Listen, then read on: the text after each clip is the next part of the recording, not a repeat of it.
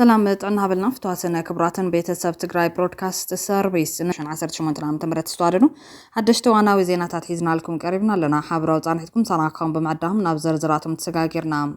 ተባዕ በዓል ሃፍቲ ሃለቃ ሞገስ ንጉስ ንትግራይን መበል 5 ዞር ሙሩጻት ዓሌተ ለሕመትዮም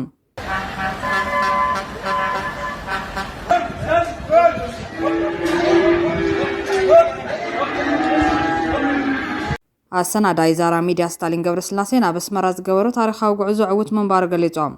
ቤት ምኽሪ ፈጻም ስራሕ መንግስቲ ትግራይ ንዕጽዋ ትግራይ መፍትሒ አማራጺ ከም ዝሓዘ አፍሊጦም ኣብዛ አማራጺ ወደ ባጽዕ ተሓምያላ ኣብ መቐለ ልዕሊ 20 ዝኾኑ ሓለፍቲ ስራሕ ግዜያዊ ምሕዳር ካብ ሓላፍነቶም ተኣጊዶም ኣሜሪካ ሒሜቲ ዝመርሖ RSF ኣብ ዳርፉር ጆኖሳይድ ከም ዝፈጸመ ብልዑል ድምፂ ጽዲቓ ጽንተት ትግራይ ምስ ኣብ ሱዳን ዝፍጸም ዘሎ ገበን ተመሳሳልነት ዘለዎ እዮም በኻሊ ዜና ኢትዮጵያ ናይ ጎረባብቲ ደብዳቤ ድሮን ከም ዝተፈጸመን ሰባት ከም ዝተጎድኡን ይግለጽ ኣሎ በኻሊ ገጽ ሰራዊት ኢትዮጵያ ናብ ትግራይ ዘቕንዑ ደብዳባት ከቢድ ብረት ከም ዘካየደውን ተሓቢሮም ሚኒስትር ዜና ኤርትራ ብዛዕባ እቲ በኣሜሪካ ዝተጀመረ ተበግሶ ልዝብን ዕርቅን ምስ ኢትዮጵያ መብርሂ ሂቦም ጎና ጎኒ መብርሂ ናይቲ ሚኒስትር ኤርትራ ፈጺማ ናብ ድርድር ዘይተቐርቦም ጉዳያት እውን ናብ ኣሜሪካ ተጻሒፎም ኣለዉ ከነከፍለኩም ኢና ሓደ ካብ መራሕቲ ፋኖ ኣምሓራ ዝኾነ እስክንድር ነጋ ሓድሽ ውድብ መስሪቶም ምክፋል ናይ ትዕጡቕ ሓይሊ እውን በርቲዑ ተባሂሉ ኣሎ ብዙሓት ሰባት ንኢሳያስ ቃለ ምሕተት ደኾን ክገብረሉ ይኾን ስታሊን ካልኦት እውን ደኹም ክገብር ይኾን ደስ ኢሉፍታ በዓል ንክሳተፍ ይኸይዱ ኢልኩም ዝሓተትኩምን ኣለኹም ናተይ እውን ናይ በዓለይ ሕቶ ስለ ዝኾነ ስታሊን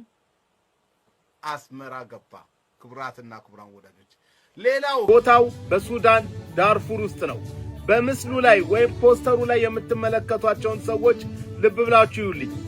ማንን ታውቃላችሁ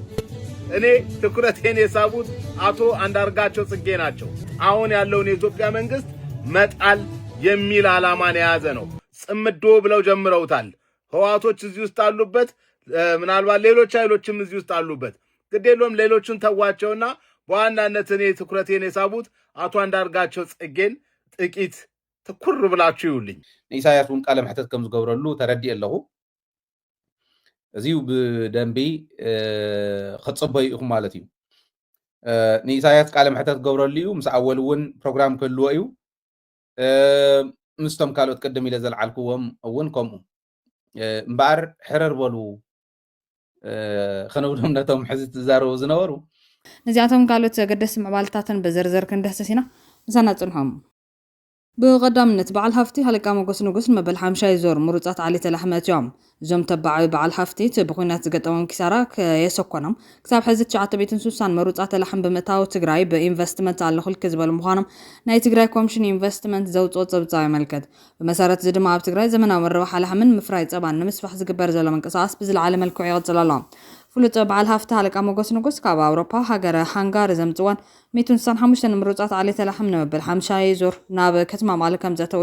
ዝግለጽ ዘሎ እተን ካብ ኣውሮፓ ዝመጻ ምሩጻት ዓሌተ ለሕም ብሉጽ ጽሬትን ልዑል መጠንን ዘለዎ ጸባን ምፍራይ ዝተረጋገጸ ዓቕሚ ዘለወን ብመዓልቲ ካብ 40 ክሳብ 50 ሊትሮ ጸባ ናይ ምሃብ ዓቕሚ ኣለወን ኮሚሽን ኢንቨስትመንት ትግራይ ከም ዝገለጾ ካብ ዝሓለፈ 4 ዞር ጀሚሩ ክሳብ ሕዚ ብሓፈሻ 960 ምሩጻት ለሕም በቶም በዓል ሃፍቲ ናብ ውሽጢ ዓዲ ተኣታትዮም ኣለዎም ኣብ ወረዳ ራያ ዓዘቦ ብልዕሊ 7 ቢልዮን ብር ካፒታል በበዓል ሃፍቲ ሃለቃ ሞገስ ምሩጻት ዓሌተ ለሕም ገዘፍቲ ስራሕቲ ኢንቨስትመንት እናተሳለጠ ይርከብ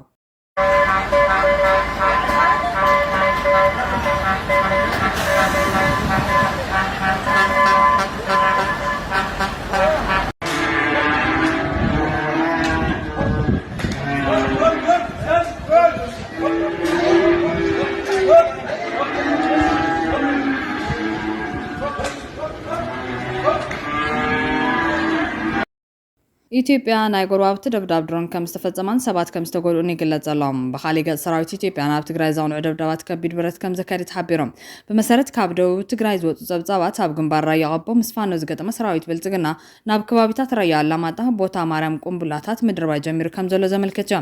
እዚ ሰራዊት ተደጋጋሚ ቁምቡላታት ናብ መሬትና ብምድርባይ ምትኽታኽ የካይደሉ ዝብል ክስ እውን ቀሪብሎ በቲ ደብዳብ ዘጋጠመ ጉድኣት ዝምልከት ዛጊድ ዝተገለጸ ነገር የለን ናብ ትግራይ ቁምቡላታት ከም ዝተኮሰ ዝንገረሉ ዘሎ ስርዓት ብልጽግና ናይ ጎረቤት ደብዳብ ድሮን ከም ዝተፈጸመሉ ተረጋጊጾም ኣብ ከተማ ኩርሙክ ናይ ኢትዮጵያ ብዝተፈጸመ ናይ ሱዳን ድሮን መጥቃዕቲ ሲቪላውያን ተቐቲሎም ኣለዉ ሳዕቤነት ኣብ ሱዳን ዝካየድ ዘለዎ ግን ኣብ ጎረባብቲ ሃገራት ይልሕመብ ዘሎ ኣለዋን ኣብ ከተማ ኩርሙክ ኢትዮጵያ ብዝተፈጸመ ናይ ድሮን መጥቃዕቲ ሲቪላውያን ተቐቲሎም ሰራሕተኛታት ረድኤት ድማ ቆሲሎም ነበርቲ እቲ ከባቢ ከም ዝገለጽዎ እቲ መጥቃዕቲ ሰባት ኣብ ከባቢያዊ ቤት ምግብታትን ናይ ንግዲ ቦታታትን ተኣኪቦም ኣብ ዝነበሩሉ እዋን ንሲቪላውያን ዒላማ ዝገበረ ነይሩ ተባሂሎም ሓደ ካብ ነበርቲ እቲ ከባቢ ንኣዲስ ስታንዳርድ ክገልጽ እንከሎ ሱዳን ንሲቪላውያን ብድሮን ደብዲባቶም እያ ተወሓደ 13 ወይ ከዓ ንላዕሊ ሰባት ሂወቶም ሲኖም ኣለዉ ኢሉ እቲ ነባር ወሲኹ ከም ዝገለጾ ሰራዊት ሱዳን ተዋጋእቲ ፈጣን ደገፍ RSF ናብቲ ዶባትዮም እዮም ብዝብል ግምት ነቲ መጥቃዕቲ ከም ዝፈጸመ ይገልጽ ከተማ ኩርሙክ ካብ ከተማ ኣሶሳ 94 ኪሎ ሜትር ርሕቓ ትርከብ ጉዳት ካብ 8 ክሳብ 13 ሰባት ከም ዝሞቱ ጸብጻባት የመላኽቱ ካብኣቶም ሓደ ናይ ስናምሮን ማሕበራዊ ደገፍን ሰራሕተኛ ኣህጉራዊ ትካል ስደተኛታት IOM እዮም መቕሰልቲ ብዝምልከት ድማ ብዙሓት ሲቪላውያን ከበድቲ መቕሰልትታት ወሪድዎም ኣሎ ሓደ ካብ ሰራሕተኛታት IOM ድማ እግሩ ተቆሪጹሎም ግዳያት ኣብ ናይቲ ከባቢ ሕክምናዊ ትካላት ይሕከሙ ኣለዎም ነበርቲ እቲ ከባቢን ወታደራዊ ተንተንትን ከም ዝገለጽዎ ሰራዊት ሱዳን ነቲ መጥቃዕቲ ዝፈጸሙ ሓይልታት ፈጣን ደገፍ RSF ናብ መሬት ኢትዮጵያ ኣትዮም እዮም ብዝብል ጥርጣረ እዩ RSF ናይ ኢትዮጵያ ወታደራዊ ዩኒፎርም ብምልባስ ኣብ ከባቢ ዶብ ይንቀሳቐሱ ከም ዘለው ጸብጻባት ይሕብሮም እዚ ፍጻመ እዚ ኣብ መንጎ ካርቱምን ኣዲስ ኣበባን ዲፕሎማስያዊ ወጥሪ ሰፊኑ ኣብ ዘለሉ እዋን ተፈጺሞም ካርቱም ኢትዮጵያ ንRSF ኣብ መሬታ ኮይኖም ድሮን ክትኩሱ ትፈቅደላ በማል ኣምባሳደራ ካብ ኣዲስ ኣበባ ጸዊዓት እዮም ኢትዮጵያ ግን ነቲ ክሲ መሰረት የብሉን ክትብል ትነጽጎም እቲ ኣብ ሱዳን ዘለዉ ግን ኣብ ጎረባብቲ ሃገራት ይልሕም ብምህላው ኣብ መንጎ ሚያዝያን ጉንበትን 2026 ጥራሕ ኣብ ከባቢ ቡል ናይል ዝነበረ ምፍንቓል ህዝቢ ብ77 ሚታ ወሲኾሎም IOM ናይቲ ከባቢ ሰበስልጣን ጥዕናን ነቲ ኣብ ልዕሊ ሰራሕተኛታቶምን ሲቪላውያንን ዝወረደ ከቢድ ጉዳት ኣረጋጊጾም እዮም ይኹን እምበር መንግስቲ ኢትዮጵያ ክሳብ ሕዚ ብዛዕባ ኣብ ልዕላዊ መሬቱ ዝተፈጸመ መጥቃዕቲ ዛቦ ውግዕ መልሲ የለን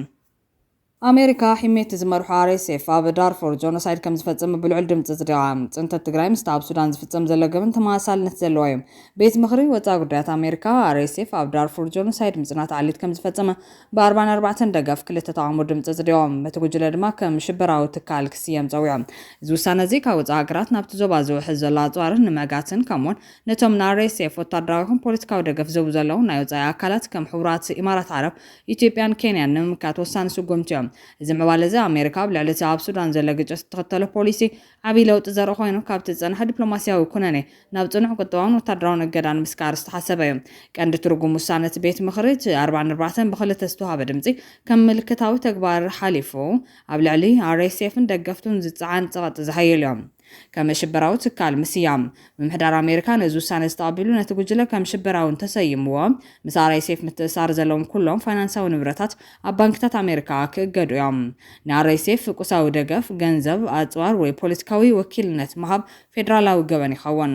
ኣሜሪካ ነቶም ምስ RSF ዝተሓበሩ ናይ ወጻኢ ባንክታት ወይ ትካላት ክትቀጽዕ ትኽእል ነቶም ምቻቸውቲ ዕላማ ምግባር እውን ካልእ ስጉምቲ እዮም እቲ ውሳነ ካብ ወጻኢ ሃገራት ዝመጽእ ቀጻሊ ዋሕዚ ኣጽዋር ደው ንክብል ይጽዋዕ ወላ እኳ ሃገራት ኢትዮጵያን ኬንያን ዝባዊ ፖለቲካዊ ወጥሪ ዘንጸባርቓ እንትኾና ኣሜሪካውያን ሰበስልጣን ግን ብቐንዱ ሕቡራት ኢማራት ዓረብን ስዑድ ዓረብን ከም ቀንዲ ምንጪ ኣጽዋርን ፋይናንስን እቲ ግጭት ይኸስዋን ጆኖሳይድ ከም ዝተፈጸመ ኣፍልጦ መሃብ ኣብ ልዕሊ ዓሌታት ማሳሊት ፎርን ዛጋዋን ጆኖሳይድ ከም ዝተፈጸመ ብወገን መማን ንማሕበረሰብ ዓለም ብመሰረት ውዕል ጆኖሳይድ ተወሳኺ ጥፋት ንምክልኻል ሕጋዊ ግዴታ የሸክሞም ኣብ ልዕሊ ምምሕዳር ትራምፕ ዝግበር ጻዕጢ እዚ ሕግዚ ምምሕዳር ትራምፕ ብዛዕባ ሽበራዊ ምስያም ወግዓዊ ውሳነ ክህብ የገድዶም ቤት ምኽሪ ወጻኢ ጉዳያት ኣሜሪካ ነዚ ውሳነ እዚ ንምሕላፍ ዘቕረቦም ምኽንያታት ሞት ሰባት ሓደ እዮም ካብ 400,000 ንላዕሊ ሰባት ሂወቶም ሲኖም ተባሂሉ ይግመት ልዕሊ 14 ሚልዮን ህዝቢ ተፈናቒሉ ኣብ ዓለም እቲ ዝዓበየ ቅልውላው ምፍንቓል ኮይኑሎም ዳርጋ 34 ሚልዮን ህዝቢ ህፁፅ ሰብኣዊ ሓገዝ የድልዮም ሚኒስትር ጉዳያት ወጻኢ ሱዳን ነዚ ውሳነ እዚ እንተደገፈ እኳ ገሊኦም ንቐፍቲ ግን ኣብ ልዕሊ ሕቡራት ኢማራት ዓረብን ካልኦት ዘባውያን ተዋሳትን ጽኑዕ ስጉምቲ እንተዘይተወሲዱ እቲ ናይ ኣጽዋር ንግዲ ናብ ዝተሓበ መስመር ክሰጋገር ይኽእል እዩ ዝብል ስጋት ኣለዎም እዚ ኣብ ሱዳን ዝተዋሃበ ኣፍልጦ ጽንተት ምስ ጉዳይ ጆኖሳይድ ትግራይ ዘሎ ምትእስሳር ኣዝዩ ጥቡቕ እዮም እቲ ኣብ ቀረባ ግዜ ጉንበት 2026 ቤት ምኽሪ ወጻኢ ጉዳያት ሕቡራት መንግስታት ኣሜሪካ ተግባራት RSF ኣብ ሱዳን ከም ጆኖሳይድ ማለት እውን ምጽናት ዓሌት ንምፍላጥ ዘሕለፈ ውሳነ ምስቲ ኣብ ትግራይ ዘሎ ኩነታት ንምዝማድ ዘገድድ ነጥብታት ኣለዎም ብዙሓት ተዓዘብቲ ነዚ ውሳነ እዚ ዋሽንግተን ናብ ቀርኒ ኣፍሪካ ንትኽተሎ ድርብ መለክዕ ከመራያ ይወስድዎም ናይ ጆኖሳይድ መዐቀኒ ኣብ ሱዳን ከምኡውን ትግራይ መንግስቲ ኣሜሪካ ንቃል ጆኖሳይድ ንምጥቃም ኣዝዩ ጥንቆ እዮም ኣብ ሱዳን እቲ ቤት ምኽሪ ኣብ ውሽጢ ሓፂሯን ድሕሪ ናይ ሓደ ዓመት ውግእ እቲ ብRSF ኣብ ልዕሊ ማሕበረሰብ ማላሳላትን ካልኦትን ዝተፈጸመ መጥቃዕቲ ጆኖሳይድ ኢሉ ሰይምዎላ። ኣብ ትግራይ ዋላ እኳ ሚኒስትር ጉዳያት ወጻኢ አንቶኒ ብሊንከን ኣብ መጋቢት 2023 ኣባላት ሰራዊት ኢትዮጵያ ኤርትራን ሓይልታት ኣምሓራን ገበን ውግእን ገበን አንጻር ሰብኣውነትን ከም ዝፈጸሙ ሓይልታት ኣምሓራ ድማ ምጥፋእ ዓሌት ከም ዝፈጸሙ ተገለጹ። ሕቡራት መንግስታት ኣሜሪካ ነቲ ፍጻመ ወግዓዊ ጆኖሳይድ ከም ምባል ተቆጢባ እያ። ነስቕታ ኣመልኪቶም ንኣፍቲ ከም ዝገልጽዎ ንሓደ መሻርክቲ ዝኾነ መንግስቲ ኢትዮጵያ ጆኖሳይድ ፈጺሙ ምባል ካብቲ ንሓደ ሚሊሻ RSF ምኽሳስ ዝዓበየ ፖለቲካዊ ዋጋ ስለ ዘለዎ እዮም። ተሓታትነት ከምኡውን ጂኦፖለቲካዊ ረብሓታት ብዝምልከት እቲ ኣብ ሱዳን ዝሓለፈ ውሳነ ዓላምኡ ኣብ ልዕሊ RSF ንመሻርክቱን እገዳን ምጽዓን እዮም። ከምቲ RSF ካብ ሕቡራት ኢማራት ዓረብ ደገፍ ይረክብ ተባሂሉ ዝኽሰስ ኣብ ውግእ ትግራይ እውን ናይ ኤርትራን ኢማራት ዓረብን ምትእታው ካብ ዝተፈላለዩ ሃገራት ማእኸላይ ምብራቕ ዝመጹ ድሮናትን ዓብይ ተራ ነይርዎም። ውጽኢቱ ኣብ ጉዳይ ሱዳን ኣሜሪካ ንRSF ንምንጻል ጆኖሳይድ ዝብል ሽም ትጥቀመላ። ኣብ ጉዳይ ትግራይ ግን ኣሜሪካ ንውዕል ሰላም ፕሪቶሪያ ቀዳምነት ብምሃብ ምስ ኣዲስ ኣበባ ዝነበራ ርክብ ንምምሕያሽን እገዳታት ንምልዓልን ትሰርሕላ። እዚ ድማ ንብዙሓት ተጣበቕቲ መሰላት ትግራይ ከም ክሕደት ኣብ ልዕሊ ፍትሒ ይቆጸረላ። ኣብዚ እዋን ተንተንቲ ነቲ ኣብ ዳርፉር ዘሎ ንጡፍ ጆኖሳይድ ምስ ኣብ ትግራይ ዘሎ ስቕታት ዝሰፈነ ጆኖሳይድ የነጻጽርዎም። ሱዳን ብጅምላዊ ቅትለት ቁልጡፍ ምፍንቓልን ከበባ ከተማ ፋሸርን ይለላ። ናይ ትግራይ ድማ ድሕሪ ስምምዕ ፕሪቶሪያ ጆኖሳይድ ካብ ንጡፍ ውግእ ናብ ስቕታዊ ጥፋትን ቀጻሊ ምስፋ ሓይልታት ኣምሓራ ኣብ ምዕራብ ትግራይን ተቐይሩላ። ካልእ ዘራኸብ ነጥብ ድማ RSF ጥሜት ከም መሳርሒ ውግእ ምጥቃሙ ምስቲ ኣብ 2020 ክሳብ 2022 ኣብ ልዕሊ ትግራይ ተገይሩ ዝነበረ ከበባ ተመሳሳሊ እዮም። ጽልዋ ኣብ ዞባዊ ሽርክነት ድማ ተወሳነ ንኢትዮጵያ ከም ደጋፊት RSF ገይሩ ይጠቕሳ።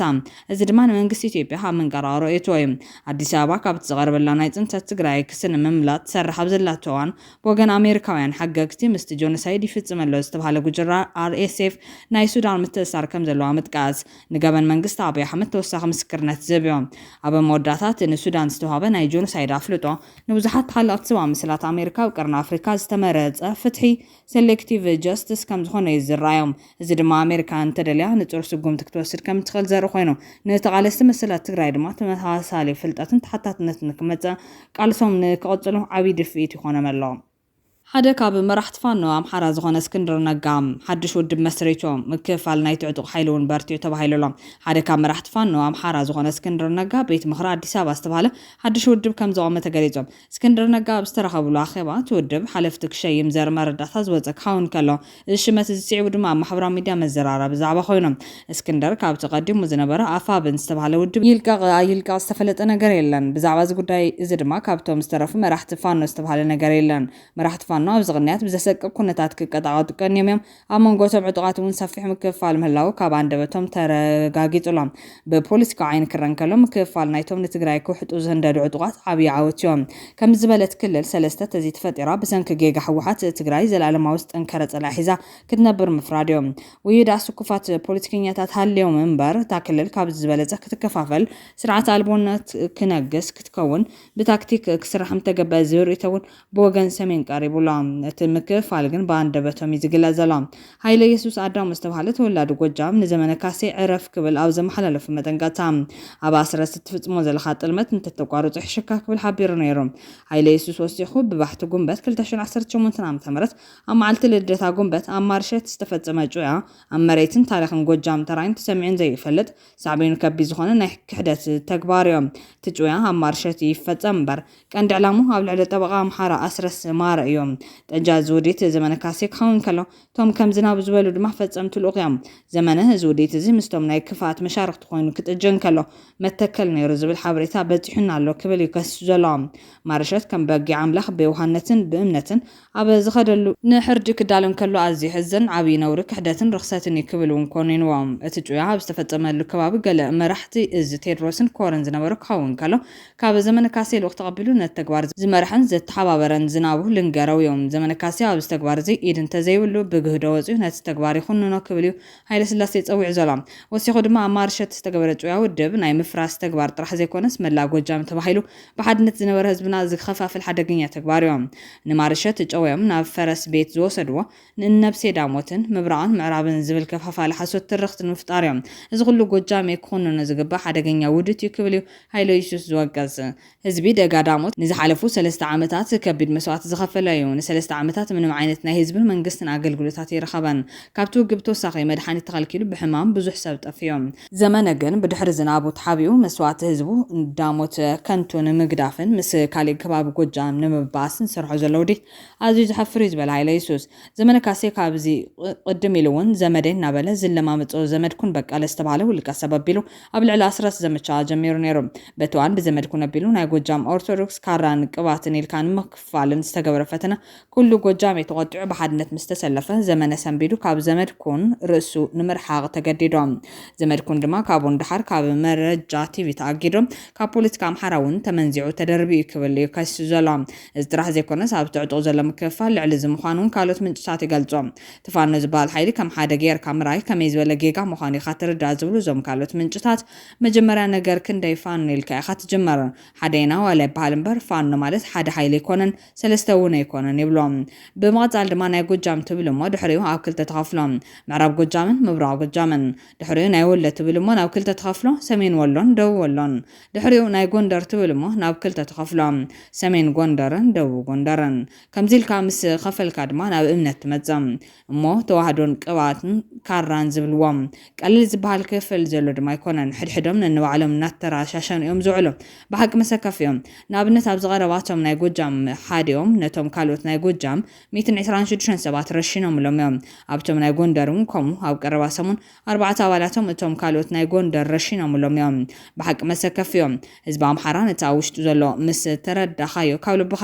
ሓዘን ንናይ ባዕሎም ህዝቢ ጭፍጭፉን ይብዝብዙን እዮም ዘለዎም ንኣብነት ኣብ ገጠራት ካብ ሓደ ገዛ ናብ ስዑድ ዝኸደ ቤተሰብ ኣሎም ትበሃል ሕድሕዱ ናይ 50,000 ብር ግብሪ ዝፀዓነሎም ክንደይ ንጹሃን እናሞቱ ከም ዘለዉ ተትፈልጡ ተሓዝኑ ኢኹም ክብልዮም ምክፍፋል ዕጡቓት ኣብ ክልል ኣምሓራ ነቲ ህዝቢ ማዕረ ክንደይ ዋጋ ይኽፍሎ ከም ዘለዉ ዝገልጾም ገለ ደገፍቲ ብልጽግና ናይ ዝኹሉ ምክፍፋል ምኽንያት ሕወሓትን ሻዕብያን እየን ምስ ሕወሓት ዝሰርሕን ዘይሰርሕን ክፋል ፋኖ እዩ ተፈጢሮም እቶም ናይ ጎንደር ምስ ናይ ሕወሓትን ሻዕብያን ኣይንሰርሕን ዝብሉ ኣለዉ እቶም ናይ ጎጃም ድማ ምስኦም ክንሰርሕ ኣለና ንክንዕወት ይብሉ ዝብል ክስን ተቕርቡ ነዚ ኻብ መረጋገጽ ግን ኣይተረኸበን ብምክፍፋል ናይቶም ዕጡቓት እቲ ህዝቢ ዝሓልፎ ዘሎ ስቃይ ከቢድ ምዃኑ ግን ትምህርቲ ክወስዶ ዝግባዩ بخلي وجن أب مغلل على إسراء زغون حالتي سراح جزام حدار كاب حلفنتهم تاجدهم داقم بريزيدنت خوين استمرت دكتور دبرزين قولوا مكايل مسج جنرال تدس وردان زنورو على إسراء زغون حلفت سراح جزام حدار كاب حلفنتهم أجدهم تبايلهم بزم خنيات دما إسيا استدس حلفي كابيني سكرتيرات حدش حدقو حلف بيت صحفة بريزيدنت تعدل من قصتو حلفي بيرو موقع عزام نقاش راي حلف هنسات من قديم دانيال طرعان سماعي دكتور ولا جبريل ميجر جنرال جبرات هانا كومشن بوليس تجراي كالوتن بدكتور دبرزين سقمتي كابستو سلم حلفتيوم بيت مغرب فصام سرح منقست تجراي عطوات تجراي مفتح امارات كم تحذف ليتوم ابز اماراتي ودبات حملام بيت مغرب فصام سرح منقست تجراي اب استفلالي اجنداتات زتيلوم بيت مغرب فصام سرح شو عتميازي 2018 عام تمرت اب زكايرو سرعه خيبام منقست اثيوبيا بلعل تجراي بيرون زلو عطوان كبان سعيو تقاريط زلو بجت مهيا سرحنياتات منقستي اما قعزي هزبا قاطم زلو صقم نمقلال كوسدو اب زقبون مفتحتات كمون قلنتن تمرتي 2018 عام تمرت زملكت بعمقت زتيوم بيت مخري فصام سرح دحر مزتاي ادليتو سانتاتن انفتاتن بمعمات اخي وزازيم يكون بارتو اماراتات بقلص يتغلصون زلو اقدمو بكم ددبيت زامسل ميدياتات ابيلوم ززرغ حزنورو حبريتاتات ودبات ايرترا كما امارات متقام زبليوم نيرام داري بباصعتتو مرط زرئي بباصعتتو زمناو دغعي بباصعتتو نغادو تግራይ باغيروم نخاتو نخوص تقبر فصوم ندحريت زي ملس نصباح ندحريت زي ملس عينت كيد تجمر زي أفكون زلوا ورقنا ناب إثيوبيا خريولن ገንዘብ ናይ ትግራዋይት ባህልና ኦት ከደ ይብላን ኣብ ትግራይ ኢንቨስት ገበሩ ብናይ ትግራይ ስታንዳርድ ይኾኑ ብናይ ትግራይ ደረጃ ይኾኑ ሚኒስትር ዜና ኤርትራ ብዛዕባ በአሜሪካ ዝተጀመረ ተበግሶ ልዝብን ዕርቅን ምስ ኢትዮጵያ መብርሂቦም ጎናጎን መብረናይት ሚኒስትር ኤርትራ ፈጺማ ናብ ድርድር ዘይተቐርቦም ጉዳያት እውን ናብ ኣሜሪካ ተጻሒፎም ኣሎም ኣብ ዝሓለፉ ሳምንታት ምሕዳር ዋሽንግተን ነታ ኣብ ልዕሊ ኤርትራ ብ2021 ዝተጸንዐ ገዳ ክልዓለን ምስ ኣስመራ ጸንሐ ዝምድና ክመሓየሽን ዝብል ምዕባለታት ተራይሎም ኣሜሪካ ምስ ኤርትራ ጥራሕ ዘይኮነስ ምስ ታነዊሕዋን መጻበታ ዝኾነት ኩባ እውን ልዝብ ዝጀመረት ኮይና ሓላፊ ስለ ኣሜሪካ ኣብ ኩባ ምብጻሕ ይካይደሎ እዮም ዳይሬክተር CIA ምስ መራሕቲ ኩባ ንመዘራረብ ናብ ርእሰ ከተማ ሃቫና ኣትሎም ምስ ኩባዊ መዘን ነው በመረኻብ ዝተዘራረበ ጆን ራትክሊፍ መልእኽቲ ፕረዚደንት ዶናልድ ትራምፕ ከብፅሕ ከም ዝኸደ ምንጭታት CIA ብምጥቃስ ማዕኸናት ዜና ኣሜሪካ ሓቢረን ብወገን ኩባ ዝወፀ መግለፂ ከም ዘመላኽቶ ምብፃሕ ናይ ተሓላፊ ስልያ ኣብ ሞንጎ ዋሽንግተን ሃቫናን ዘሎ ሓርፋፍ ዝምድና ንምምሕያሽ ዝዓለመ እዩ ሰበስልጣን ሃቫና ኩባ ንሃገራዊ ድሕነት ኣሜሪካ ስጋት ከም ዘይኮነት ከም ዝገለጹሉ እውን ሓቢሮም ኣለው ኣብ ዝቐረበ እዋን ኩባ ካብ ቬንዙዌላ ትርከቦ ዝነበረት ቀረብ ረዳዲ ደው ድሕር ምባሉ ቅልውላው ፀዓት ኣጋጢሞ ምፅንሕ ይፍለጥ እዩ ኣሜሪካ ነቲ ኣብቲ ሃገር ተፈጢሩ ዘሎ ማሕበራዊ ቁጠባ ብድሆታት ንምፍታሕ ናይ $100 ሚልዮን ደገፍ ክትብ ደጊማ ኣረጋጊፀላ ጸሓፊ ጉዳያት ወፃኢ ኣሜሪካ ማርኮ ሩቢዮ ሃቫና ነቲ ሓገዝ ከም ዝነፀገቶ ተዛሪቡ እኳ እንተነበረ ሰመዚ ኩባ ግን ሓቂ ከም ዘይኮነ እዮም ዝገልጹ ኣብ ትርከብ ወዱ ንፕረዚደንት ነበር ራኡል ካስትሮ ዝኾነ ራኡል ሮድሪጌዝ ካስትሮ ሚኒስተር ውሽጣዊ ጉዳያት ላዛሮ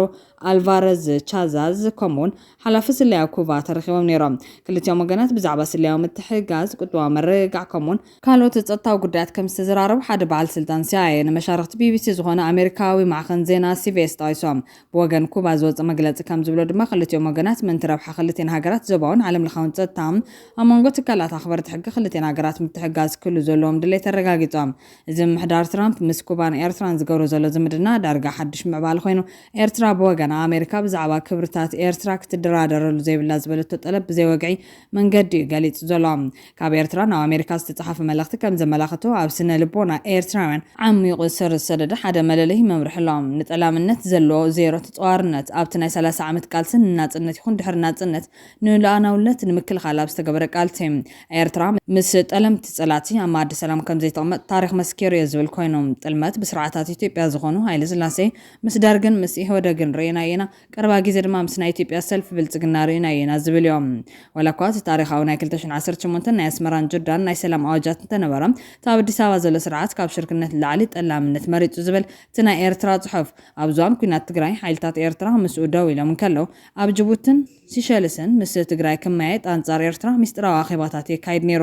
ቀዳማይ ሚኒስትር አብይ ኣሕመድ ካብ ተሓገዝ ዝገበርሉ ወገን ብቁልጡፍ ብምጥላም ታሪኹ ኣጸሊሙ ይብማል ኤርትራ ኣብዋን ኩናት ትግራይ ጥልመት ከም ዝተፈጸመ ነፂራላ እቲ ዝፈሸለ ወዲትን ተለዋዋጢ ኩነታትን ዝብል ትሕዝቶ ዘለዎ ጽሑፍ ብሳላ እቲ ንቑሕ ናይ ስልያ መርበብና ኤርትራ ንስጋት ዘቐዲማ ከም ዝመክን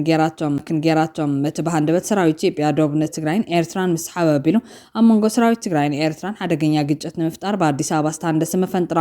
መራሕቲ ወታደራውን ፖለቲካውን ትግራይ እኳ ብጥበብ ሓሊፎም ሞዮም ክብል እውን ጠቂሱሎም ወሲኹ ድማ ሎሚ ድሕሪ 3 ዓመት ናይ ባሕሪ ኣፍ ደገን መሬት ምውሳኽን ባዶ ጭርሖታት እቲ ናይቲ ፌደራል ስርዓት ውዲት ሙሉ በሙሉ ተዓጊቱ ይርከብ ይበል ናይ ዋሽንግተን ለውጢ ኣራያ ብዝምልከት ድማ ዋሽንግተን እገዳታት ብምልዓልን ምስ ኣስመራ ዘለዋ ርክብ ብምሕያሽን ኣንፈታት ክትቀይር ምጀመረት እቶም ተኻረይቲ ጠበቃታት ነጋዶ ግጭትን ተረብሾም ኣሎም ኣሜሪካ ነቲ ናይ ቀደም ወኪል ከይትርስዕ ይልምኑን ድራማታት ይቐርጹን ኣለዉ ዝብል እቲ ናይ ኤርትራ መልእኽቲ ብምቕጻል ነቲ ናብቲ ናይ 2018 ዝነበረ ኩነታት ተመለሱ ዝብል ዘሎ ኣህጉራዊ ማሕበረሰብን ተንተንተን ኤርትራ ኩሉ ግዜ ምስ ጎረባብቲ ህዝብታት ሰላምን ስኒትን ትደልያ ምስ ኣብ ጸልማት ኮይኑ ጥፋትና ዝወጠነ ጠላም ስርዓት ሽርክነት ግን ፈጺሙ ዝሕሰብ ኣይኮነን እቲ ክሰርቀን ዝረኣኽዎ ሰራቂ ንብረተይ ክመልሰለ ኢለ ኣያምንን የብማል ናይ ሓቂ ሰላም ተሓታትነት ምህላው የድልዮም ዓለም ነቲ ናይ ኤርትራውያን መምርሒ ክትርዳ ኣለዋ ሓንሳብ ብኽፍኣት ዝዓነወ እምነት ብድርድር ዝመፀ ኣይኮነን ዝብል ጽሑፍ ናብ ኣሜሪካ ተጻሒፉሎም ብተመሳሳሊ መንገዲ ሚኒስተር ዜና ኤርትራ የማነ ገብረ መስቀል እቲ ፓት ሚኬኔል ዝጠቕሶ ገዛ ሰልፊ ብልጽግና ኢትዮጵያ እሙናት ደገፍቱን ቁጽራት ተሓለውቱን ተግባራት ሰልፊ ለመምኽናይ ደረት ዝሓለፉ እዮም ብክብል ብትርቆይስሎም እቲ ሃገር ንጎረባብታ እናተንከፈት ኣብ መላእ ቀርኒ ኣፍሪካ ዘይምርግጋዕ ትፈጥረላ በማል ድማ ነጥብታት ዘርዚሮም የማነ ኣብቲ ማሕበራዊ መራኸቢታት ኤክስ ኣብ ዘርግሖ ጽሑፍ እሙናት ሰዓብትን ተሓለቕትን ብልጽግና ህዝብነት ሱር ጠንቅናይቲ ኣብ ዞባ ቀርኒ ኣፍሪካ ዘሎ ቅልውላው የመኽኒሉ ኣለዉ በማል ኣብ ልዕሊ ኣዲስ ኣበባ 3 ፍሉያት ቅሬታታት ኣሚጦም ካልኣይ ብጉህድ ወታደራዊ ምፍራሕ ዝተደገፈ ብወደብ ዓሰብ ናይ ኤርትራ ቢሉ ሉዓላዊ መእተዊ ባሕሪ ንምርግጋጽ ዝዓለመ ዘይሕለል ናይ ሚድያን ዲፕሎማስን ወፍሪ ሳልሳይ ኢትዮጵያ ኣብ ኩናት ሕድሕድ ሱዳን ትገብሮ ዘላ ምትእትታው ጠቂሶም በዚ ድማ መንግስቲ ኢትዮጵያ ኣብ ልዕሊ እቲ ዞባ ከቢድን ብዙሕ ፀፍሒ ዘለዎን ሳዕቤን ፈጢሩ ምህላው ዘርዚሮም ሰበስልጣን ኢትዮጵያ ዓሰብ እንተስ ብሰላማዊ መንገዲ እንተስ ብሓይሊ ምውሳድ ዝብል ሓሳብ ከሰጉሙ ዝጸንሑ ኮይኖም ኤርትራ ግን ተኽታኹን ዘይምኹንን ኩናት ንምውላዕን ዝዓለመ ክትብል ገሊጻ ነይራ እቲ ሚኒስተር ነቲ ኣዲስ ኣበባ ተቕርቦ ዘላ ኤርትራን ካልኦት ዞባዊ መንግስታትን ኣብ ልዕሊ ኢትዮጵያ ኪዳን ሓይልታት ፈጢረን ውዲስ ይኣልማ ኣለዋ ዝብል ትረኻ ነቲ ሓቀኛ ምንጭ ናይቲ ወጥሪ ንምኽዋል ዝግበር ግሉጽ ፈተነ ክብል ነፂጎም ከም ኣባሃሉ ንቀርኒ ኣፍሪካ ናብ ቅልውላው ዝደፍእ ዘሎ ናይ ኢትዮጵያ ህርፋን ምስፍፋሕ እምበር ናይ ጎረባብታ መልሲ ኣይኮነን ቀዳማይ ሚኒስትር አብይ አሕመድ ኣብ ረቡዕ 13 ጉንበት ፕረዚደንት ፈረንሳይ ኢማኑኤል ማክሮን ኣብ ኣዲስ ኣበባ ብዝተቐበለሉ ንሕቶ ኣፍ ደገ ባሕሪ ሃገሩ ኣልዒልዮም ኣብይ ኣብ መግለፂኡ ልዝብ ዝበለ ዝመስል ቃና ብሰላማውን ዲፕሎማስያውን መንገድን ንዓለም ለኻዊ ሕጊ መሰረት ብዝገበረ ኣገባብ ሕቶ ኣፍ ደገ ባሕሪ ኢትዮጵያ ንምምላስ ሓወይ ፕረዚደንት ኢማኑኤል ማክሮን ዘለዎ ጽልዋ ተጠቒሙ ክሕግዘና ምዃኑ ተዘራሪብና ኣለና ከም ዝበለ ማዕኸናት ዜና ሃገር ቃሊሕን እንተኾነ ግን እቲ ኣብቲ ዞባ ወጥሪ ዘለዓለ ጉዳይ ትላላዋነት መተወይ ባሕሪ መረግጋጽ ዝብል ትረኻ ምዃኑ ይፍለጥ ዮም የማነ ኣብ መልእኽቱ ህዝብታት እቲ ዞባ ብናይ ሓንቲ ሃገር ልዕልና ዝድረኽ መወዳእታ ዘይብሉ ግጭት ዘይኮነስ ኣብ ሕድሕዳዊ ምክባር ሉዓላውነት ዝተሃነፀ ነባር ሰላም ይደልዩ ክብል ኣስሚሩሎም መብረ ናይቲ ሚኒስተር እቲ ኣብ ማሕበራዊ መራኸቢታት ኣጀንዳ ኮይኑ ዝቐነየ ጉዕዞ ኣብይ ናብ ኣስመራ ኮነ ጉዕዞ ኢሳያስ ኣፈወርቂ ናብ ኣዲስ ኣበባ ውድቕ ዝገብር እዮም ብኻልእ ሓበሬታ ሰናዳይ ዛራ ሚድያ ስታሊን ገብረስላሴ ናብ ኣስመራ ዝገበሩ ታሪኻዊ ጉዕዞ ዕውት ምንባሩ ገሊፆም ስታሊን ገብረስላሴ ናብ ኣስመራ ታሪኻዊ ጉዕዞ ካብ ዝገብር ሓደ ዓመት ዝመልኦ ዘሎ ኮይኑ ሎሚ እውን ሓድሽ ምዕባለ ከም ዘሎ መልኪቶም ስታሊን ገብረስላሴ ዓመይ በዚ ወቅቲ ናብ ኣስመራ ቅድሚ ምእታው ሓደ መዓልቲ ተቐዲሙ ካብ ድሕሪ ጽባሕ ጀሚሩ ሓደሽቲ ለውጥታት ክረኣዮም ክብል እዩ ቃል ኣትዩ ነይሩ ሽዑ ስታሊን ናብ ኣስመራ ከኣቱ ዝደፋፈኦ ጉዳይ ብኣንደበቱ ተዛሪቡ ምንባሩ ይርስዓን ንሱ ድማ ኣብይ ኣሕመድ ንሕወሓት ናብ ኣስመራ ምኻድ ሕልሚ ናብ ጎንደር ምኻድ ሕልሚ ከምኡ ድማ ናብ ኣዲስ ኣበባ መኻድ ሕልሚ ኮይኑዎም ኣሎ ዝብል ዘረባ ኣብይ ኣሕመድ ምዃኑ ጠቂሶም በዚ ህልኽ ሒዝዎ ናብ ኣስመራ ዝኣተወ ስታሊን ሽዑ ምስ ፕረዚደንት ኢሳያስ ኣፈወርቂ ቃለ መሕተት ከም ዘካይድ ሓበሬታታት ክወፁ ጀሚሮም ምንባሮም ይዝከር ከምቱ ኣብ ርእሲ ተከታተልዎ እትርእይዎ ዘለኹም ቃለ መሕተት ስታሊን ገብረስላሴ ምስ ኢሳያስ ኣፈወርቂ ዝብል ሒዝና ቀሪብና ኣለና ብዙሓት ሰባት ንኢሳያስ ቃለ መሕተት ደኾን ክገብረሉ ይኾን ስታሊን ካልኦት እውን ደኸምኡ ክገብር ይኾን ደስ ኢሉ ፍታ በዓል ንክሳተፍ ይኸይዱ ኢልኩም ዝሓተትኩምን ኣለኹም ናተይ እውን ናይ ባዕለይ ሕቶ ስለ ዝኾነ ብቐዳምነት ስታሊን ናብ ኣስመራ ምኻዱ ክንደይ ሰብ እንታይ በለ ዝብል ክንርኢ ኢና ናይቶም ጸላእትና ታሪኻውያን ጸላእትና ሓደ ሓደ ዝተታለለ እውን ኣብ ትግራይ ኮይኑ ኤርትራ ኮይኑ ወይ ትግራዋይ ኮይኑ ኤርትራዊ ኮይኑ ወፃእ ዘሎ ዝበልዎ ኣሎ ንስታት ክንርኢ ኢና ስታሊን ኢሳያስ ቃለ መሕተት ክገብረሉ ድዩ ካብ ኢሳያስ ብተወሳኺ ንበዓል መኒ ቃለ መሕተት ክገብር ዝብል ክንርኢ ኢና ምስ ሓሳብና እውን ማለት እዩ ገይሩሎም ደኸ እዩ ወይስ ክገብረሎም ድዩ ከመይ ይኸውን እንድሕር ገይሩሎም ከንታይ ክሓተት ዘለዎ ዝብል ብደንቢ ኣብዚዩ ክንሪኦ ኢና ሕፅር ኣቢልና ኣብ ሓፂር ግዜ ብዙሕ ነገር ክንርኢ ኢና ዝብል እምነት ኣለኒ ግን እስኪ እዚኣ ንርአያ ሰማችሁ ይንጉድ ጨፈጨፉን ዘረፉን ገደሉን ሲላቸው የነበሩ የሻቢያ ወታደሮችን ሄዶ ሰላም ሊላቸው ሌላው ህዋቶች ወደ ምንድነው የኔ ታይፕ ግድፈት ደግሞ ህዋቶች ወደ ኤርትራ እየኮበለሉ ነው በነገራችን ላይ ስታሊን ብቻ ሳይሆን ቀላል በማይባል ደረጃ ደጃፉ ላይ የቆሙ በጣም በርካታ የኤርትራ ማነው የትግራይ ክልል ባለስልጣን የነበሩ ሰዎች አሉ ስለነሱም ሰሞኑንም በተወሰነ ደረጃ አውርተናል ግን ዛሬም ትንሽ ጨመር እናደርጋለን ምናልባትም የነስታሊን ወደዛ መሄድ ደግሞ የበለጠ ነገሩን በደንብ የሚያበራ በደንብ የሚገልጽ ነገር ሆኖ አግኝተነዋል ማለት ነው ምክንያቱም እስካሁን ድረስ በጭምጭምታ በጉምጉምታ ሲባል ነበረ አሁን ግን በጣም በግልጹ ህወሓቶችና ሻቢያዎች አብረው ለአሚን እንግዲህ ለመስራት ለማለት ይቸግረኛል እውነቱን ለመናገር አብረው ለሀገር ለማፍረስ በጣም እንታይ ከምኡ ሃተውተው ዘብሎም ዘሎ ታይቶም ስታሊን ጋዜጠኛ እዩ ስታሊን ናይ ህወሓት መራሒ ይኮን ስታሊን ዛራ ሚድያ እዩ ዝመርሕ ሓደ ጋዜጠኛ ናብ ኤርትራ ከይዱ ዝብል ዜና ስለ ዝሰምዑ ህወሓት ናብ ኤርትራ ትኸደላ ምስ ሻዕብያ ትሰርሐላ ካብኡ ከዓ ሃገር ንምፍራስ እዩ ኢሎም ንምዝራብ ንምንታይ ደልዮም ንምንታይ ክኢሎም እዚታት ኢና ክንምልሶ ዘለና ኢሉ ዝሓስብ ኣነ ትግራይን ኤርትራን ፍጹም ናብ ሓደ ክመፃ የብለንን ኢሎም ኣማኢት ዘመናት ዘቑፀረ ሽርሖም እናተግበሩ ዘለው ፀላእቲ እዮም ንምንታይ እዮም ትግራይን ኤርትራን ብሓደ ክኸውን ዘይደልይዎ ንምንታይ እዮም ትግራይን ኤርትራን ክቀራረብ ዘይደልይዎ መልሱ ቀሊል እዩ ንትግራይ እውን ከም ድላዮም ከጥቅዕዋ ንኤርትራ እውን ከም ድላዮም ከጥቅዕዋ እንተኮይኖም ትግራይን ኤርትራን ዘይናበባሉ ፈፂመን ዘይራኸባሉ ኣትሞስፌር ምፍጣር ናይ ግድን እዩ ኩነታት ኣየር ባዕሉ ትግራይን ኤርትራን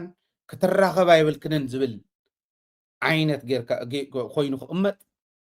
ናታቶም ድሌት እዩ ናታቶም ፃዕሪ እዩ እዚ ኢና ዘይፈለጥና ፀኒሕና ንሕና ዝብል እምነት ኣለኒ ናገበርዎ መፅኦም እዩ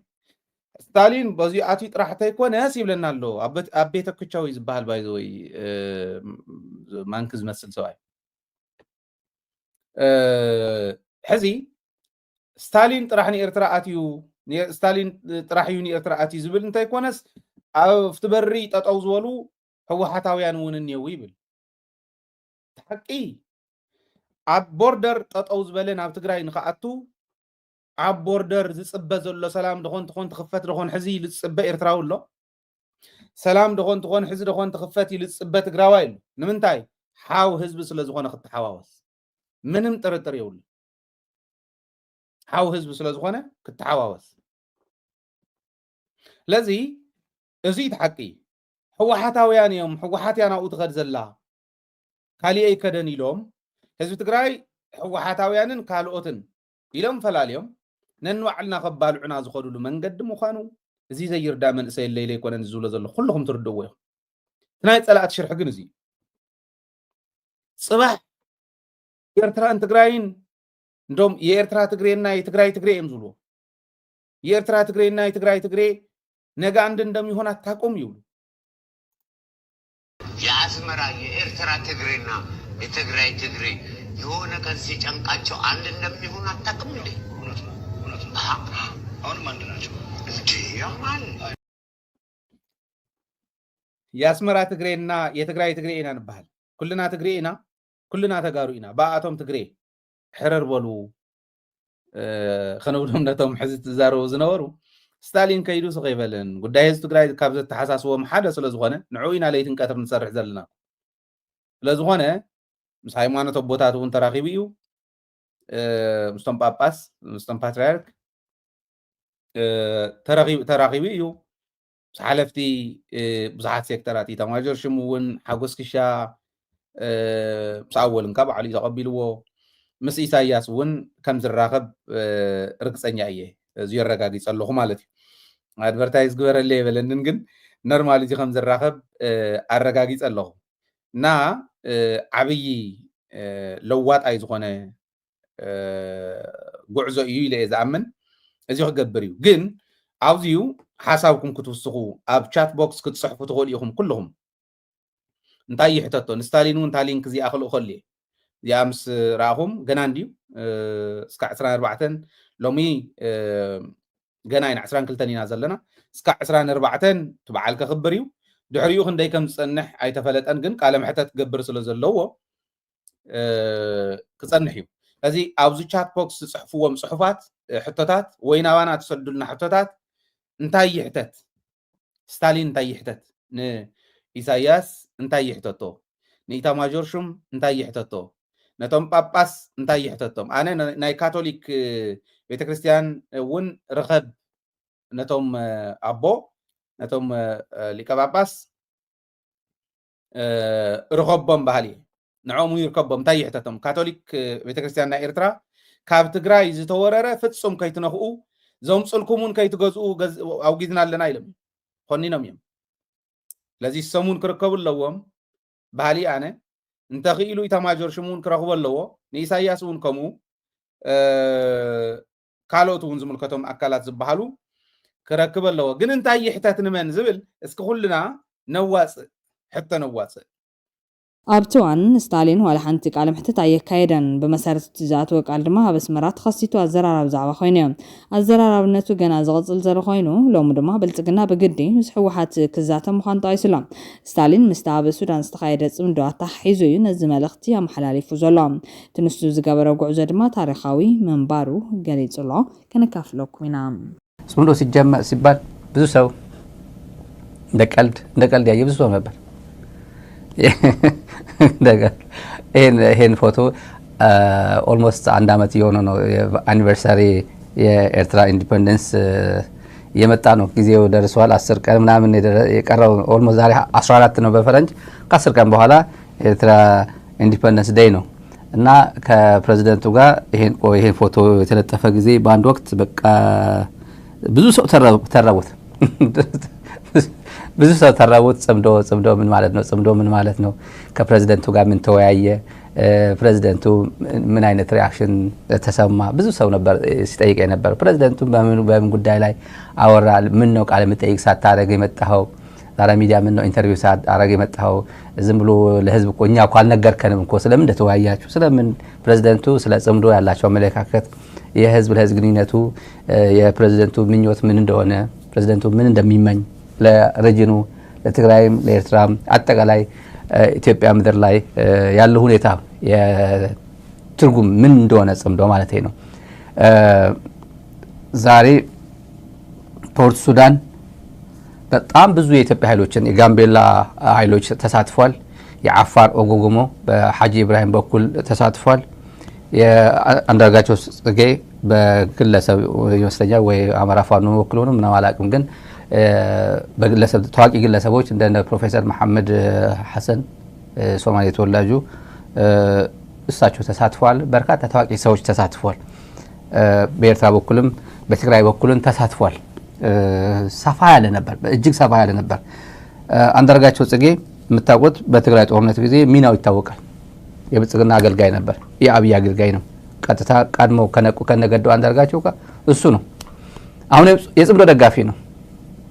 የጽምዶ ደጋፊ ነው ማለት ምን ማለት እንደሆነ ይግባችሁ። አሁን ተጋሩ አሉ። አንዳርጋቸው ጽጌ ያለበት ጽምዶ ምን ማለት ነው ይላል። አለቅላቂ ሁላ ከብልጽግና ቁጭ ብሎ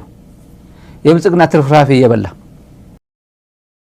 በምስሉ ላይ ወይም ፖስተሩ ላይ የምትመለከቷቸውን ሰዎች ልብ ብላችሁ ይዩልኝ። ማን ታውቃላችሁ? እኔ ትኩረቴን የሳቡት አቶ አንዳርጋቸው ጽጌ ናቸው። ይህንን ዝግጅት ያዘጋጁት የሱዳን ኃይሎችና የኤርትራ ኃይሎች ናቸው። በዋናነት ግን የኢትዮጵያን መንግስት አሁን ያለውን የኢትዮጵያ መንግስት መጣል የሚል ዓላማን የያዘ ነው። ጽምዶ ብለው ጀምረውታል። ህዋቶች እዚህ ውስጥ አሉበት፣ ምናልባት ሌሎች ኃይሎችም እዚህ ውስጥ አሉበት። ግዴሎም ሌሎችን ተዋቸውና በዋናነት እኔ ትኩረቴን የሳቡት አቶ አንዳርጋቸው ጽጌን ጥቂት ትኩር ብላችሁ ይውልኝ፣ ተመልከቱ ምስሉን። በጣም ገርሞኛል። አቶ አንዳርጋቸው ጽጌ በእውነት በኢትዮጵያ ላይ ይህን ያህል ርቀት ይሄዳሉ ብዬ አላሰብኩም ነበር። ጽምዶ የሚባለውን ኃይል እንደሚደጋግፉ አውቃለሁኝ። ነገር ግን እሱን ደግፈው በዚህ ዕድሜ በዚህ ጊዜዎት ዳርፉር ድረስ ይወርዳሉ ብዬ አስቤ አላውቅም። በእውነት አዘንኩ። እንገናኛለን። መልእክት አለው አንዳርጋቸው ጽጌ። በሱ ጀምር የትግራይና የኤርትራ የጀመሩት ጽምዶ ነው ያለው። የህዝቦችን ግንኙነት በማጠናከር መጻ ዕድላቸውን በመወሰን በመወያየት መልካም የሚባል ውጤት እያመጣ ነው። ይሄ ደግሞ ተስፋፍቶ በኢትዮጵያ ውስጥም የሪጅኑ አካባቢ ሱዳንም ጨምሮ ጭምር መልካም የሚባል ጉርብትና መልካም የሚባል ወንድማማችነት የመፍጠር ሚና እየተጫወተ ነው። አጠር አድርጎ የከንዱ አንዳርጋቸው አለ። ሌላም እንቀጥላለን። ትግራይ ቦርደር ላይ ያሉ ትግራይና የኤርትራ ማህበረሰቦች በአንድ እጅ ማጨብጨብ እንደማይቻል፣ በአንድ በሬ ማረስ እንደማይቻል ሰላም ማምጣት የምንችለው ተጣምደን ነው። እንደ ሁለት በሬ እንደ ሁለት እጆች ሆነን ነው ይህንን ሰላም የምናመጣው። የፖለቲካ መሪዎችን ፈቃድ ጠይቀን የወታደራዊ መሪዎችን ፈቃድ ጠይቀን ሳይሆን እኛ ህዝብ ሰላም የጠማን ህዝቦች እርስ በርስ ተገናኝተን ተነጋግረን ሰላማችን ከሁሉም ነገር እንደሚበልጥ ለሁሉም ማሳየተን የምንጀምረው ነው ብለው በጋራ የጀመሩት ነገር ነው። አማርኛ ተናጋሪ የሆነው ማህበረሰብ ማወቅ ያለበት ጽምዶ ሲባል በሌላው ማህበረሰብ ላይ የተዶለተ ነገር አድርጎ የብልጽግና መንግስት ሊያቀርበው የሚሞክረው ነገር ፍጹም ሐሰት የሆነና ይህ ጉዳይ የፖለቲከኞች የጦር መሪዎች ሳይሆን የህዝብ ለህዝብ ግንኙነት ለዘለቄታ ሰላም ለዘለቄታ ደህንነት በጋራ ለመልማት ህዝብ ቆርጦ ዘላቂ ሰላም መረጋጋትና ልማት ለማምጣት የወሰነው አቅጣጫ ይሄ ትልቅ እርምጃ ነው። ይሄንን አርአያነት የተሞላው የትግራይና የኤርትራ ማህበረሰብ እንደ ህዝብ የጀመረውን ነገር ወደ መላው ኢትዮጵያ ማዞር፣ ወደ ሱዳን ማዞር፣ ወደ ሶማሊያ ማዞር፣ ወደ ኤርትራ ሁሉም አካባቢዎች በውስጥ ችግራቸውን በጽኖ መፍታት የሚችሉበት ከዛ አልፎ ሀገር ለሀገር ያላቸውን ችግር በጽኖ የሚፈቱበት ምስራቅ አፍሪካ በጽኖ አይነት የህዝብ ፍላጎት የተቀረጸ የሰላም የመረጋጋት የደህንነትና የብልጽግና ቀጠና ሆኖ ማንም የውጭ ጉልበተኛ ብርና ገንዘብ ያለው ጉልበት ያለው እየመጣ እንደፈለገ የማይፈነጭበትን አካባቢ ለማድረግ ትልቅ ራዕይ ስለሆነ የኢትዮጵያ ህዝብ የአማራ ህዝብ ይህን የጽኑ ሀሳብ ተቀብሎ በየቦታው ከሁሉም ወገኖች አማራ ህዝብ ከትግራይ ጋር፣ አማራ ህዝብ ከኦሮሞ ጋር፣ አማራ ህዝብ ከአፋር ጋር፣ የትግራይ ህዝብ ከአፋር ጋር ከዛ አልፎ መላውን ኢትዮጵያ አስተሳስሮ ኢትዮጵያን ከኤርትራ ከሱዳን ከሌሎች ሀገሮች ጋር በጽኑ አድርጎ ሰላማና እርጋታ ያለበትን ሀብታም ቀጠና ፈጥረን እኛ ልጆች ሳይሆኑ ባህር እያቋረጡ ፈረንጅ ሀገር የሚሄዱት ፈረንጆች ቪዛ ለምነው ወደ እኛ የሚመጡበትን ሁኔታ ለመፍጠር የሚያስችል ነገር የሚያመጣ ስለሆነ ሁሉም ሊደግፈው ይገባል ማለት ነው። ድርድር ማለት ልዩነቶችን ማቻቻል ማለት ነው። እንካ ይሄን እንካ ይውሰድ ይሄን ልውሰድ ማለት ነው እንጂ ሰው ከባለቤቱ ጋር አይደራደርም፣ ከባላንጣው ጋር የሚደራደረው። ይሄን ያሉ እንዳልኳችሁ ብልጽግናዎች ኢሳያስ አዲስ አበባ በቅርቡ ይጎበኛሉ። የብልጽግና የሚታወቁ ልጆች ሶሻል ሚዲያ የሚቀለቡ ማለት ነው። ብልጽግና የሚቀልባቸው ልጆች የሚገርም ነው። አሜሪካና ኢትዮጵያ ጥሩ ግንኙነት ፈጠሩ። ፕሬዝዳንት ኢሳያስም ወደ አዲስ አበባ መጥተው ፊርማ ይፈራረማሉ፣ የሰላም ነገር ይፈጥራሉ። ፋርሴ ብላ ነች ፋርሴ። ለዚህም ደሞዝ ይከፈሏል እና ኮሪደር ልማት ምናምን ለመጎብኘት ነው አዲስ አበባ የሚመጡት። ምንድን ያለው አንድ ኤርትራ ከፍተኛ ባለስልጣን የነገረኝ ይሄ ሰውዬ እኮ አብይ ማለት ነው። ይሄ ሰውዬ ዛሬ ፓርላማ ላይ ቀን ሙሉ ሲሰድበን ይውልና በማግስቱ ሰው ይልካል ሽማግሌ እና ይሄ ጤነኛ እኮ የጤነኛ ሰው አይደለም። ለምሳሌ ምንድነው ያላቸው ህገ መንግስት አንብቦ ጽሁፍ ይዞ መጥቶ ህገ መንግስት የሌለው ሀገር፣ ተስፋ የሌለው ሀገር፣ ወጣት የሌለው ሀገር ጽሁፍ ይዞ እኮ ኖት ይዞ ይሄ ተስፋ የሌለው ሀገር፣ ልማት የሌለው ሀገር፣ ፓርላማ የሌለው ሀገር፣ ካቢኔ የሌለው ሀገር እና ይሄ ምን ተስፋ አለው ከዚህ ጋር ምን ይቀራናል? እንዲህ ብሎ ከተሳደበ በኋላ በሶስተኛ ቀን የኬንያ ሰው ይልካል። ኬንያ ላከባቸው። የኬንያ አንድ ልጅ ኬንያ የደህንነት ቺፍ ነው ምናምን ይላከው። በሶስተኛው ቀን ነው ማለት በሶስተኛ እንዲህ ብሎ ሲሳደብ ሀፍረት የሚባል የለም። አብይ ጋር ችግር የለበትም። ምንድነው አይኑን በጨው አጥቦ ምናምን የሚባል ቋንቋ ላይ ደፈር ብሎ ምናምን እንደዛ ነው የሚያደርገው። እና ፋርሴ ብላዎችም አሁን እንደዛ ነው የሚሉት። ፋርሴ ብላ ኢሳያስ አዲስ አበባ ሊመጡ ነው። አባቴ አልገባህም ማለት ነው፣ ነገሩ አልገባህም ማለት ነው። አብይ ብቻ ነው የገባው ማለት ነው። ለማንኛውም ይሄ ሼም የላቸውም እነዚህ ሰዎች፣ ሼም የላቸውም፣ ይናገራሉ። ወደ መጨረሻ አካባቢ እንደ መሸኛ የነበረው ነገር እኔ በዚህ እሸኛቸዋለሁ። ይሄን ሙዚቃ በጣም ጣፋጭ የአረብኛ ዘፈን ነው። ሁሉም ወጥቶ የጨፈሩበት ነው። ሁሉም የጽምዶ አባላት የኢትዮጵያ የተለያዩ ኃይሎች መሪዎች፣ ታዋቂ ሰዎች የተሳተፉበት ነው። እሱን እኔ በዛው ጋብዛቸዋለሁ። ለነበረን ቆይታ እናመሰግናለን። ላይክ አድርጋችሁ ትጡ። ጥሩ ሙዚቃ ደስ ይላል። ጋብዛቸዋለሁ። በዚህ